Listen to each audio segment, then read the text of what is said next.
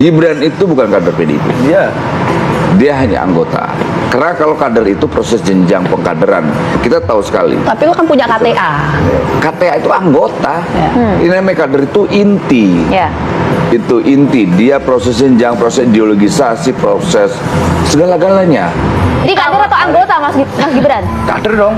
Kader? Mas Gibran kader. Karena pernah kemudian ikut serta di sekolah partai. Pernah mengikuti proses tahapan di sana.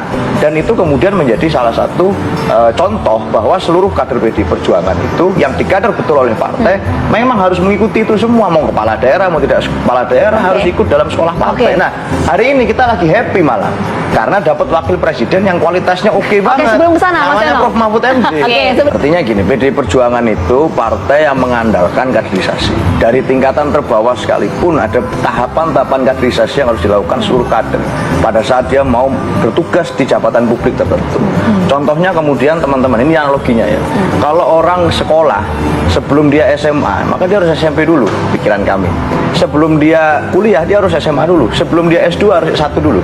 Maka tahapan kaderisasi berjenjang inilah yang kemudian harus kita laksanakan. Saya yakin Om Noel, saya panggil Om ini karena harusnya sepakat dong. Dalam demokrasi kita itu kita butuh partai politik untuk melakukan kaderisasi. Dan itu untuk memproduksi, meregenerasi anak-anak muda, orang-orang baru yang kemudian dapat tampil di politik, direkrut dari masyarakat.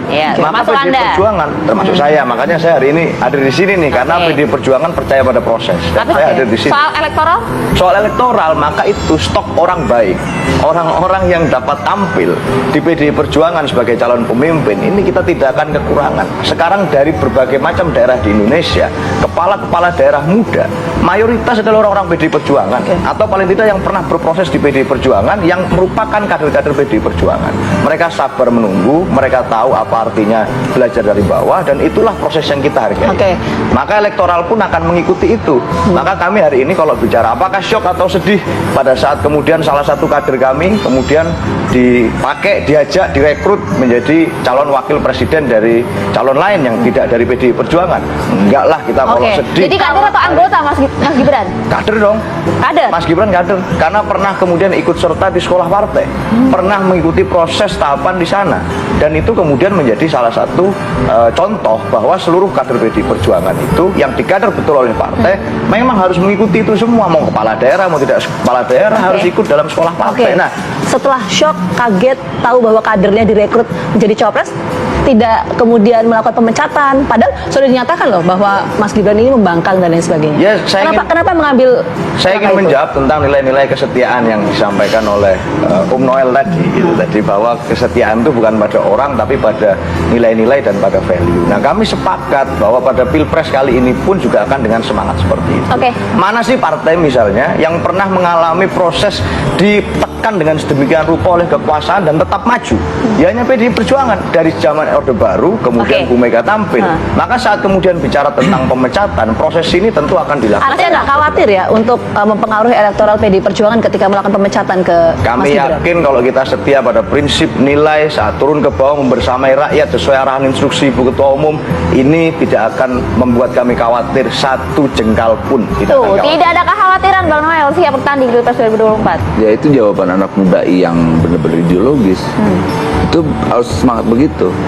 Karena ya biar gimana pun ya saya ini juga kan punya semangat nilai yang saya sampai detik ini saya anut. Makanya sampai sekarang saya tidak pernah percaya tuh siapapun yang berkuasa mereka punya kesetiaan terhadap pilihan-pilihan politik keberpihakan ya gitu loh.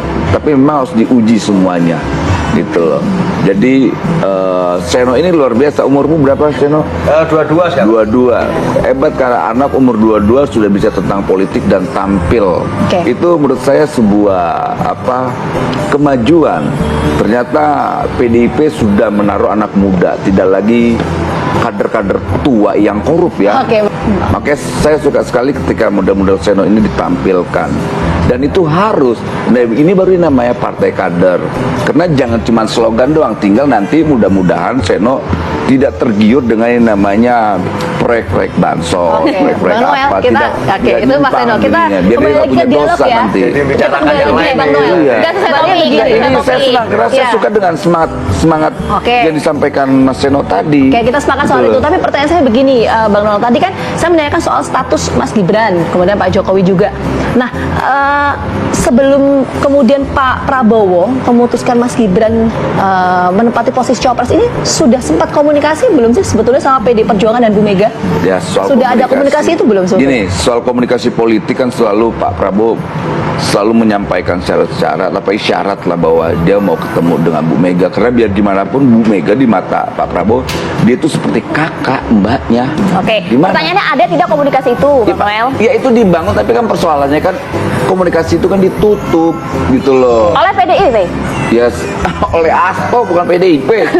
Oleh Sekjen Asto. PDIP dong. Kan- Bang Noel, Mas Heno. enggak lah, kita yakin bahwa PDI Perjuangan itu membuka komunikasi dengan siapapun, dengan Pak Prabowo pun, dengan siapapun. Ibu Mega selalu mengatakan kok pada saat kemudian kita berkontestasi, kita taruhlah dengan gagasan, dengan ide. Nah, itu betul. Tapi komunikasi ini kita lakukan terus.